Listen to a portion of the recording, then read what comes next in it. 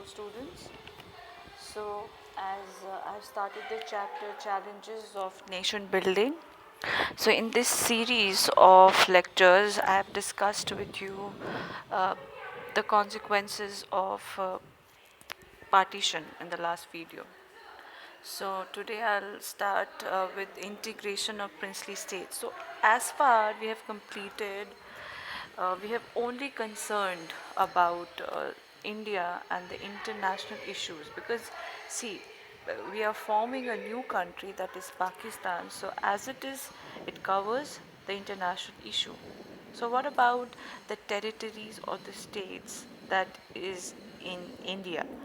All right, because in India, the British India that was there, it had two kind of provinces. One was British Indian provinces and the princely states. Now, the princely states are the states which are, under the king or Nizam, or what do you say, uh, the head that is, you know, uh, that came to power without any election. So they were the head of the princely states. So on the other hand, there are some, these other princes, kings that enjoyed some control over the princely state. They had only partial control because other control was under the Britishers itself because they were the supreme, the paramountcy, what do you say, they were greater than the king. Okay, the princely states that were there, they were under the princess or the prince, but the greater, um, they were someone that was greater than the princes, that were the Britishers. All right, paramountcy meaning greater than, and suzerainty meaning that the power, supreme power is the king, the Britishers again. Now, the princely states, they comprised of 1/3 of the land, all right, and 1 out of 4 Indians were from the princely rule. So, uh, like anyhow, India, in order to unite India, the leaders had to incorporate all these princely states into India. So this was a very, huge task before the government. Now, what was the problem? The problem was that the Britishers, meaning the first problem was that the just before the independence, it was announced that the British, with the end of their rule over India, the paramountcy of the British crown will be ending. All right, just after the independence, Britishers will leave India, and the paramountcy or the suzerainty that was there on the princely states, it will also get over. All right, and there were 565 princely states in total. So now the Britishers had given the princely states the option. The three options were there. First, if they wish to be independent, then they can be independent.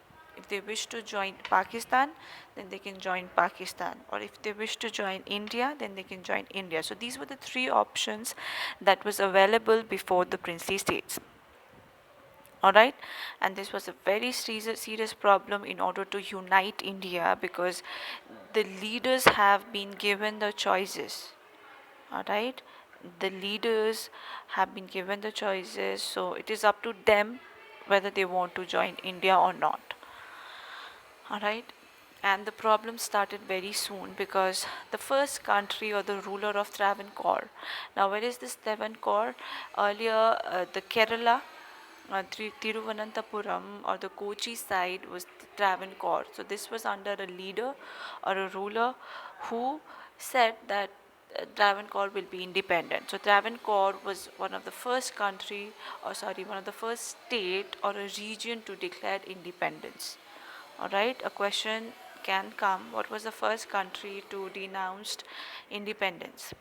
And next in line was Nizam of Hyderabad. All right, they have also declared that we will be independent. All right, also the rulers like of Bhopal, Madhya Pradesh, they were not averse in joining Constituent Assembly. All right. So the response of the rulers of the British princely states meant that after independence, that there is a possibility that India will go further into division into small countries. All right. Because many of the princely states or the princes, they were saying that we want independence. All right. We don't want to join either of the country, India or Pakistan. Now, the prospect of democracy for the people in these states looked bleak. Obviously, because they are having the power, the princess, and they do not want to give their power so easily. All right, so the democracy, the role, or what do you say, the principle on which we want the country to be set up, it was looking bleak, meaning it was looking uh, slightly not possible. All right, and there was situations where people demanding unity, self-determination, as well as democracy. See, sometimes some, like in Hyderabad, what happened, the Nizam, he was very reluctant to join India, but the people, they wanted independence from his regime. All right, so there were the conflicts that was going on between the princes and the people of the country or the state. Okay, so what was the government's approach? The interim government took a firm stance. Now, what was the interim government that was formed after the independence? And the prime minister of the interim government was Jawaharlal Nehru. All right, and they demanded that the division of India into small principalities of different sizes.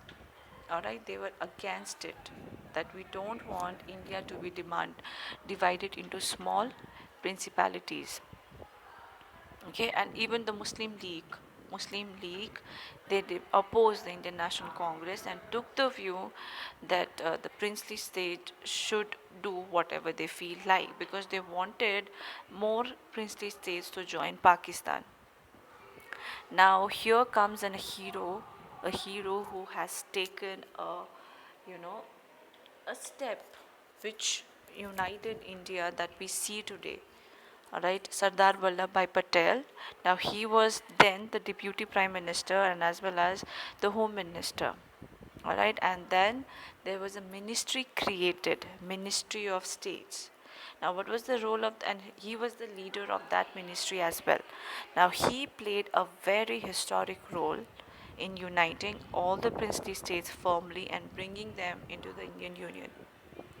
All right, it may look easy, but this task required a, you know, a huge skill. All right. Now, their approach, what was the government's approach? It can be guided by three considerations. Right. So first thing, that the approach that followed by the leaders were that the people of most of the princely states. See, there were some princely states that already wanted to become a part of Indian Union. So it was easy for these states because people already want to become a part. So for these states, there were not any problem. But the government faced problems with the countries or the states where the leaders were actually reluctant. All right. Secondly, the government was prepared to be a flexible in giving autonomy to some regions. All right, like they wanted what? They wanted union with these princely states. So the leaders of the princely states had to come to some negotiating point where the leaders of India, they agreed to give some of the autonomy or power to the leader as well. Like after you be coming to India, you'll not lose your power, or after you coming to India, you'll have certain, powers sharing with us.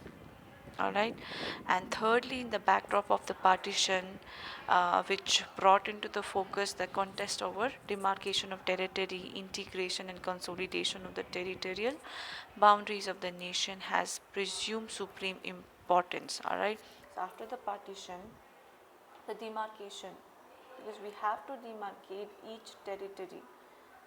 All right, and consolidation of territorial boundaries was most important.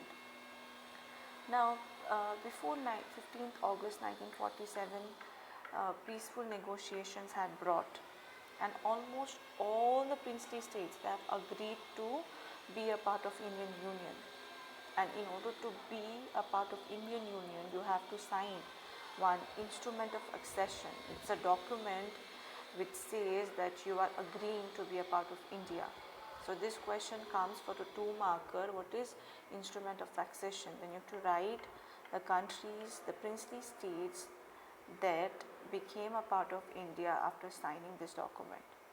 Alright, and mostly the problems of integration came from the princely states like Junagadh, Hyderabad, Kashmir, Manipur. Alright, so these problems we are going to discuss in the next video. Thank you so much.